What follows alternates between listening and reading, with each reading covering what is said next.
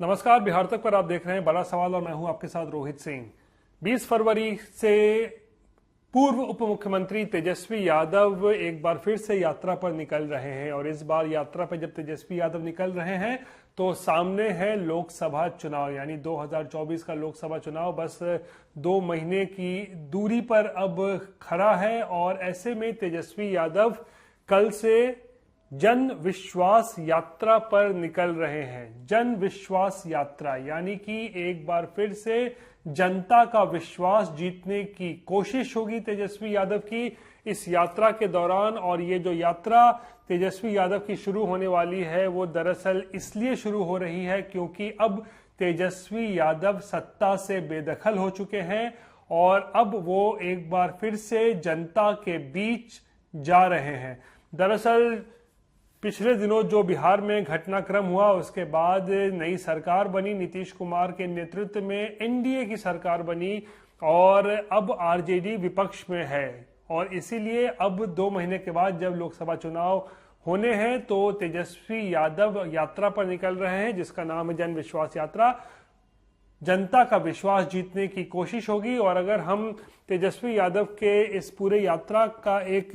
Analysis करें और जानने की कोशिश करें कि क्या फायदा होने वाला है तेजस्वी यादव को इस यात्रा से, तो दरअसल देखिए ये 20 फरवरी से जो यात्रा शुरू हो रही है ये 20 फरवरी से शुरू होकर 29 फरवरी तक चलेगी, यानी तकरीबन 10 दिनों की जो है ये यात्रा तेजस्वी यादव की होगी जिसमें वो पूरे बिहार का दौरा करेंगे। यानी तमाम जिले बिहार के तकरीबन 38 जिलों का दौरा करेंगे तेजस्वी यादव इस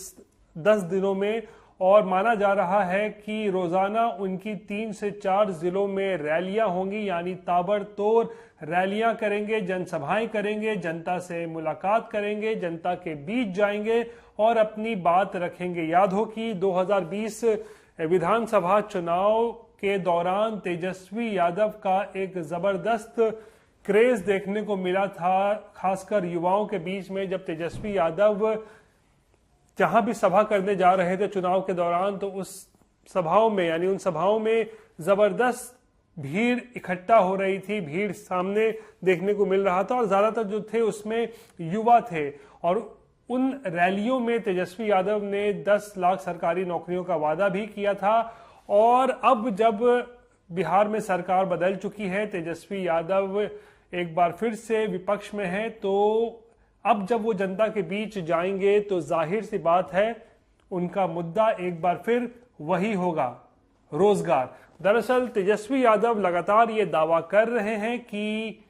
एक थके हुए मुख्यमंत्री से उन्होंने काम करवाया है 17 महीनों में, यानी कि नीतीश कुमार पर तंज भी कस रहे हैं और अपनी पीठ भी थपथपा रहे हैं कि उन्होंने नीतीश कुमार से काम करवाया जो कि एक थके हुए मुख्यमंत्री हैं उनके मुताबिक। और तेजस्वी यादव का दावा है कि बीते 17 महीनों में उनके कारण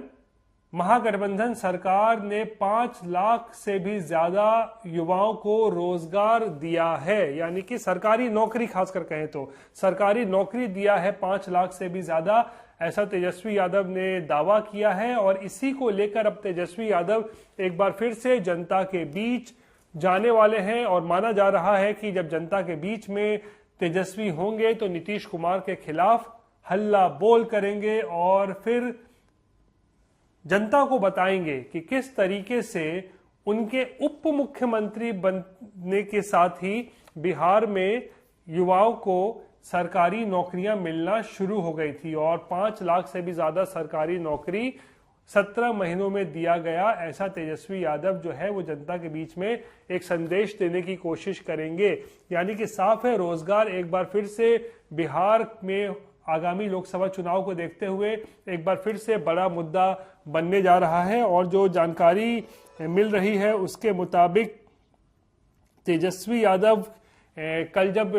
जन विश्वास यात्रा की शुरुआत करेंगे तो इसकी शुरुआत वो मुजफ्फरपुर से करने वाले हैं और उसके बाद उनकी कई रैलियां जो हैं होनी है, जहां वो मुजफ्फरपुर भी जाएंगे, सीतामढ़ी, शिवहर,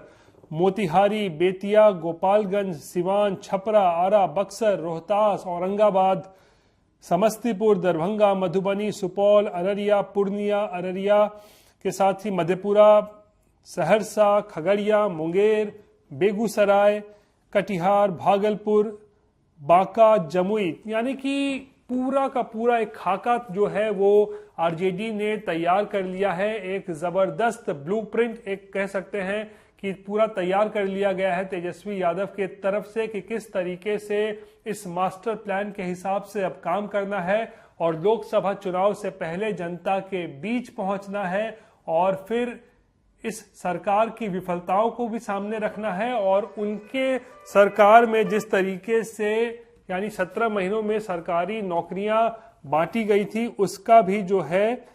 लोगों के बीच में बखान करना है और जाहिर सी बात है उसका श्रेय भी लेना है। यानी कि तेजस्वी यादव का पूरा जो मास्टर प्लान है वो बिल्कुल तैयार है और इसी को लेकर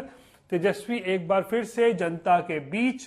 पहुंचने वाले हैं। जनता के बीच दिखेंगे तेजस्वी यादव और जनता के मुद्दे को उठाएंगे और फिर साथ ही साथ लोकसभा चुनाव को लेकर जो है वो अपने मुद्दों को भी जनता के बीच रखेंगे। लेकिन बड़ा सवाल यह है कि नीतीश कुमार और बीजेपी के एक बार फिर साथ आ जाने से तेजस्वी का मैजिक यानी तेजस्वी का करिश्मा कितना चलेगा, कितना करिश्मा तेजस्वी यादव दिखा पाएंगे, ये एक बड़ा सवाल है। क्योंकि 2020 विधानसभा चुनाव पर ही नजर डालें तो एक बात तो तय है कि तेजस्वी यादव उस दौरान सरकार बनाने में भले ही नाकामयाब रहे थे लेकिन केवल कुछ सीटों से ही वो जो है वो सरकार नहीं बना पाए थे। तो ऐसे में एक बार फिर जब नीतीश और बीजेपी साथ हैं तो माना जा रहा है कि एनडीए काफी मजबूत है। लेकिन बड़ा सवाल यह कि तेजस्वी यादव क्या एनडीए के इस किले को इस बार ढाने में जो है वो कामयाब हो पाते हैं या नहीं अपने इस जन विश्वास यात्रा के जरिए। ऐसा लगता है कि बिहार के मुख्यमंत्री नीतीश कुमार के विधायक ही उनकी फजीहत कराने पर तुले हुए हैं। दरअसल नीतीश कुमार जब से एनडीए में आए हैं उसके बाद से ही उनको लेकर कई तरह के सवाल खड़े हो रहे हैं कि कब पलटेंगे नीतीश कुमार, क्या आगे भी पलट सकते हैं, उनका टाइमलाइन क्या होगा, कब तक वो एनडीए में बने रहेंगे या 2025 से पहले वो वापस महागठबंधन में जा सकते हैं। इस तरीके की चर्चाएं जो है लगातार कुछ दिनों से चल रही हैं। उसी बीच में लालू ने भी एक बयान देकर एक कह सकते हैं कि एक बवाल मचा दिया जब उन्होंने कहा कि दरवाजे उनके लिए हमेशा खुले हुए हैं, यानी कि नीतीश कुमार के लिए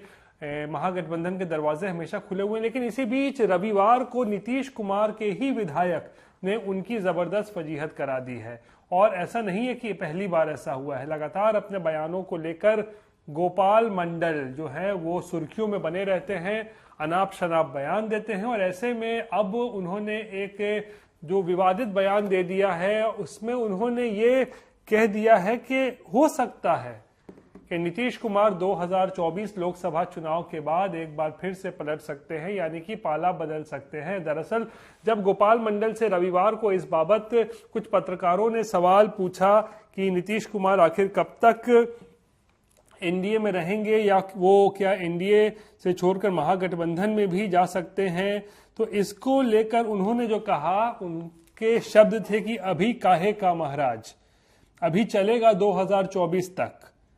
उसके बाद देखा जाएगा। यानी कि गोपाल मंडल ने अपने बयान से स्पष्ट किया कि नीतीश कुमार एनडीए में संभवतः केवल 2024 तक ही बने रहेंगे और उसके बाद क्या वो पाला बदल सकते हैं। गोपाल मंडल का ये बयान जो है वो काफी कह सकते हैं फजीहत कराने वाला है नीतीश कुमार के लिए, क्योंकि नीतीश कुमार इस बात को लेकर काफी नाराज भी नजर आ रहे हैं। जब लालू प्रसाद का बयान आया था कि दरवाजे खुले हुए थे तो उसके बाद ये जेडीयू की तरफ से भी बयान काफी आए थे कि लालू भले ही कहते हो दरवाजा खुला हुआ है लेकिन अब नीतीश कुमार जो है वो एनडीए में बने रहेंगे, अब यहां से कहीं नहीं वो जाने वाले हैं। लेकिन ऐसे में जब गोपाल मंडल बयान देते हैं कि 2024 के बाद देखा जाएगा क्या होता है, यानी कि संकेत गोपाल मंडल की तरफ से ये दिए जा रहे हैं, संकेत नीतीश कुमार के विधायक की तरफ से ये दिए जा रहे हैं कि नीतीश कुमार 2024 का लोकसभा चुनाव जब समाप्त हो जाएगा तो उसके बाद हो सकता है बिहार में फिर से एक बार जो है कोई नया खेल खेला जा सकता है। या तो बीजेपी नीतीश कुमार के साथ खेल कर सकती है या फिर नीतीश कुमार ही बीजेपी के साथ छोड़कर महागठबंधन में जा सकते हैं। ये सब कयास जो है वो लगाए जा रहे हैं, लेकिन गोपाल मंडल का ये जो बयान है वो पार्टी की फजीहत कराने के लिए जो है वो काफी माना जा रहा है। हालांकि पार्टी के तरफ से भी काफी प्रतिक्रिया आई है, जिन्होंने गोपाल मंडल के बयान को कहा है गलत बताया है, उनका निजी बयान भी कहा है, और कई नेताओं ने यह भी कहा है कि गोपाल मंडल अपने बयानों से लगातार पार्टी की फजीहत करवाते रहते हैं। लेकिन ऐसे में एक बार फिर से नए सिरे से चर्चा जो है उसको हवा मिलती है कि क्या नीतीश कुमार केवल 2024 तक ही लोकसभा चुनाव तक ही क्या एनडीए में बने रहेंगे, और बड़ा सवाल यह है कि क्या 2024 लोकसभा चुनाव के बाद नीतीश कुमार फिर कुछ खेल कर सकते हैं, क्या उनके मन में कुछ और चल रहा है, ये जो है वो बड़ा सवाल है। बिहार में मंत्रिमंडल विस्तार कब होगा, ये भी एक बड़ा सवाल बना हुआ है बिहार की राजनीति में। दरअसल 28 जनवरी को नीतीश कुमार ने जब 9वीं बार बिहार के मुख्यमंत्री के तौर पर शपथ लिया तो उनके साथ साथ 8 अन्य मंत्रियों ने भी जो है वो शपथ लिया था, यानी कि जेडीयू और बीजेपी के विधायकों ने मंत्री के तौर पर शपथ लिया था। साथ ही एक निर्दलीय सुमित कुमार सिंह ने भी मंत्री के तौर पर शपथ लिया था, और उस समय से ही कयास लगाए जा रहे हैं कि आखिर कब होगा बिहार में मंत्रिमंडल विस्तार, क्योंकि बजट सत्र जो है इस वक्त बिहार विधानसभा का वो चल रहा है। ऐसे में सवाल खड़े हो रहे हैं कि नीतीश कुमार आखिर अपने मंत्रिमंडल का विस्तार क्यों नहीं कर रहे हैं, आखिर इसमें देरी क्यों हो रही है, और कब तक हो सकता है मंत्रिमंडल विस्तार। तो इसको लेकर जब रविवार को नीतीश कुमार से खुद सवाल पूछा गया तो उन्होंने इसका बेहद सधा सा जो है वो जवाब दे दिया, और उन्होंने कहा कि सब कुछ समय पर हो जाएगा, घबराने की जरूरत नहीं है, सब कुछ ठीक ठाक जो है वो काम चल रहा है। और नीतीश कुमार ने दरअसल बातों को एक तरीके से कहें तो ज्यादा हवा नहीं दी कि आखिर देरी क्यों हो रही है मंत्रिमंडल विस्तार में। उन्होंने केवल ये कहा कि सब कुछ समय पर हो जाएगा, लेकिन सवाल खड़े हो रहे हैं कि आखिर इतनी देरी क्यों हो रही है। तकरीबन 20 दिनों से भी ज्यादा का वक्त बीत चुका है और मंत्रिमंडल विस्तार नहीं हुआ है। और ऐसे में जब लालू प्रसाद का भी नीतीश कुमार को ऑफर आया था, यानी कि जब लालू प्रसाद ने कहा था कि नीतीश के लिए दरवाजे खुले हुए हैं महागठबंधन के, इसके बाद भी बिहार की राजनीति गरमाई थी। सवाल खड़े होने लगे थे कि भाई मंत्रिमंडल विस्तार बिहार में आखिर क्यों नहीं हो रहा है, इसमें देरी क्यों हो रही है। तो ऐसे में माना जा रहा है कि इस महीने के आखिर तक नीतीश कुमार अपने मंत्रिमंडल का विस्तार कर सकते हैं, और इसको लेकर जो है वो चर्चा भी बीजेपी के साथ उनकी चल रही है। साथ ही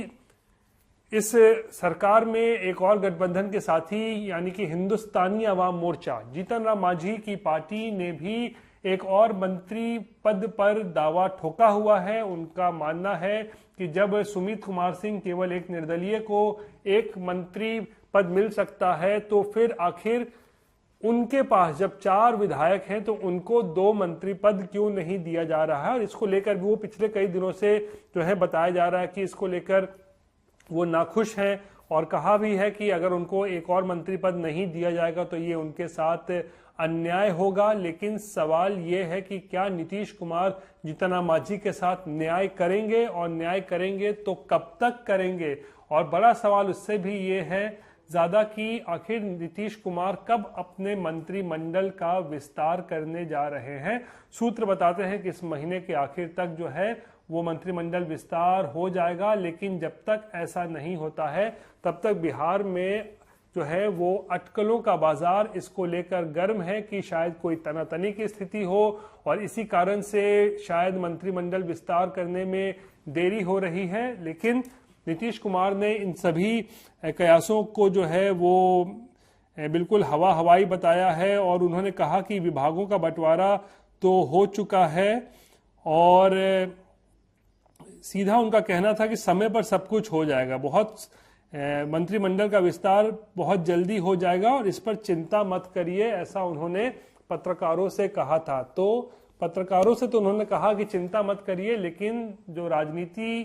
को जानते हैं, समझते हैं, बूझते हैं, वो जानते हैं कि ज्यादा अगर देरी होती है ऐसे मामलों में तो फिर सवाल खड़े होना जो है वो बिल्कुल लाजमी है। तो ये थी आज बिहार से जुड़ी हुई तमाम बड़ी खबरें। बाकी की खबरों के लिए आप लगातार देखते रहिए बिहार तक और मुझे आज के लिए दीजिए इजाजत। नमस्कार।